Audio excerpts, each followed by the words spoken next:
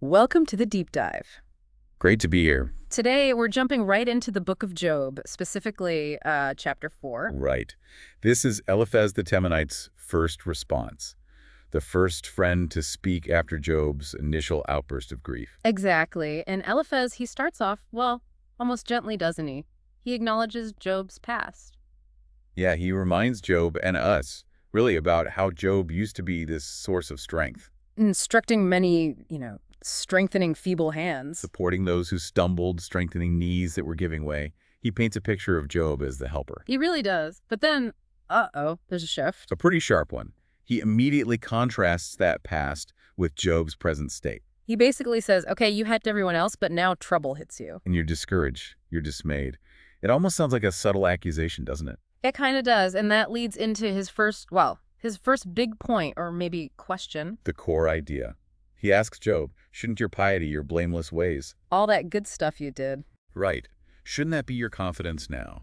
Shouldn't that be your hope in this suffering? So he's hinting maybe Job's reaction, his despair, it doesn't quite match up with the righteous life Eliphaz just described. Precisely. It's a subtle undermining, perhaps. Mhm. And then he backs it up with what he presents as an observation. Like a universal truth. Yeah, he asks, who being innocent has ever perished? Where were the upright ever destroyed? Oof. That's heavy. The implication is pretty clear. Very clear. If you're suffering like this, maybe, just maybe, you weren't entirely innocent or upright. He makes that connection even more direct, doesn't he? About reaping what you sow. Oh, absolutely. Yeah. He states it plainly. Those who plow evil and those who sow trouble reap it And God's anger is involved. directly. He says they're destroyed by the breath of God, perish at the blast of his anger. It's suffering as a direct consequence, divine justice in his view. And there's that intense metaphor he uses too, the one about the lions. Ah, yes. That's powerful imagery. He compares the wicked, these seemingly strong figures, to lions. But their teeth are broken. Exactly. Teeth broken, they perish for lack of prey, their cubs get scattered. It shows even great strength is, well, nothing against God's judgment. Yeah. Powerless. Okay, so that's his sort of theological argument based on observation. But then the conversation takes a turn. A really interesting, maybe even kind of spooky turn. He talks about a personal experience, right? A revelation. Yeah, he says a word was secretly brought to him, a whisper, in the middle of the night during those unsettling dreams. So this isn't just his opinion anymore. He's claiming something more supernatural. That's the feel, yes. He describes the physical reaction, the fear, the trembling, his bones shaking. It sounds terrifying. A spirit gliding past, hair standing on end.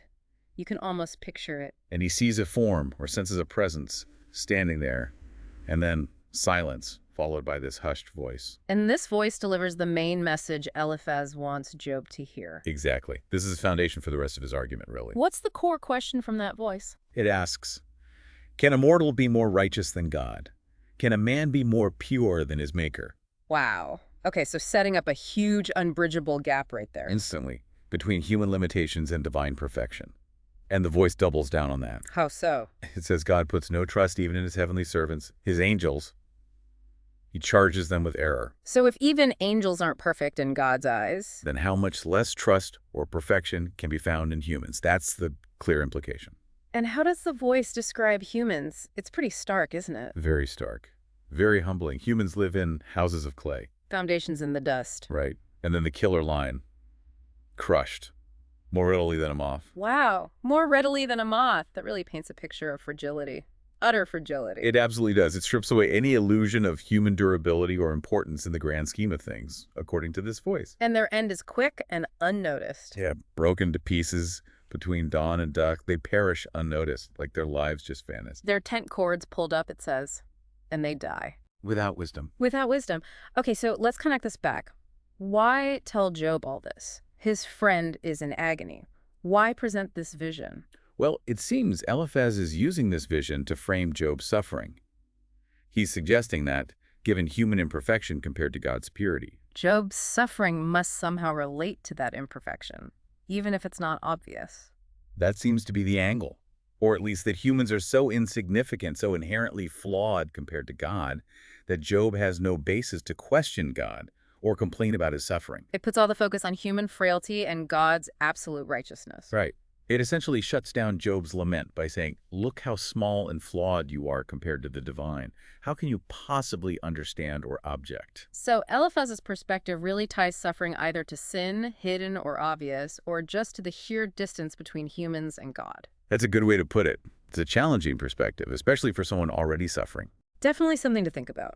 As you consider Eliphaz's words, maybe reflect on how that view linking trouble to actions or emphasizing human insignificance shapes how we understand suffering or blame. And what does it really mean to die without wisdom, as that voice claimed? What wisdom is being missed? A profound question to leave you with.